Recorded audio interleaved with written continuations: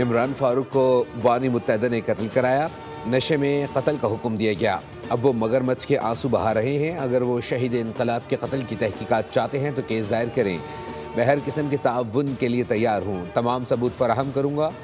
مصطفیٰ کمال کی press conference, کہا عمران فاروق کی بیوی کی لاش پر ڈرامہ کیا جا رہا ہے، بانی ایم کیو ایم قوم کا مجرم اور غدار ہے۔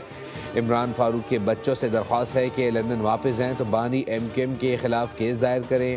بانی ایم کیو ایم بھارتی خفیہ ایجنسی را سے فنڈز حاصل کرتے ہیں۔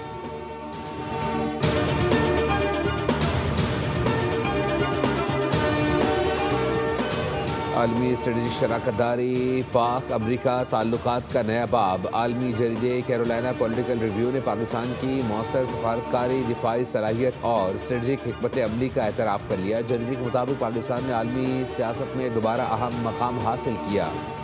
مئی میں پاک بھارت کشیدگی کے دوران مؤثر سفارتکاری سے واشنگٹن کا اعتماد بحال ہوا۔ گوادر سمیت پاکستانی بندرگاہ اور بلوچستان کی معدنی وسائل کو اسٹریٹجک اثاثہ قرار دیا گیا۔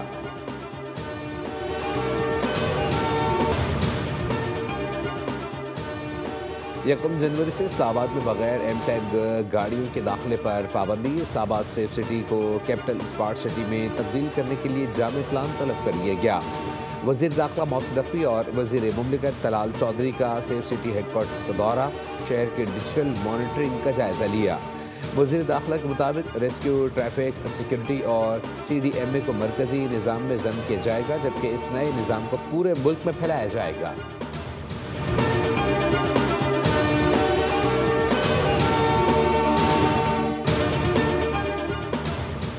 کراچی سمیت ملک بھر میں بارشوں اور پہاڑوں پر برفباری کی نوید۔ محکمہ موسمیات کے مطابق مغربی ہواؤں کے سلسلے کے باعث ہلکی اور تیز بارش کا امکان۔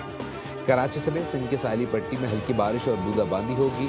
پہاڑی علاقوں میں برفباری کے باعث سڑکوں کی بندش، لینڈ سلائیڈنگ کا خدشہ۔ محکمہ موسمیات نے سیاحوں کو محتاط رہنے اور غیر ضروری سفر سے گریز کی ہدایت کر دی۔ پنجاب اور بالائی سندھ میں دھند کی شدت میں کمی، جبکہ بلوچستان اور ملحقہ علاقوں میں بارش، آندھی اور برفباری کا امکان۔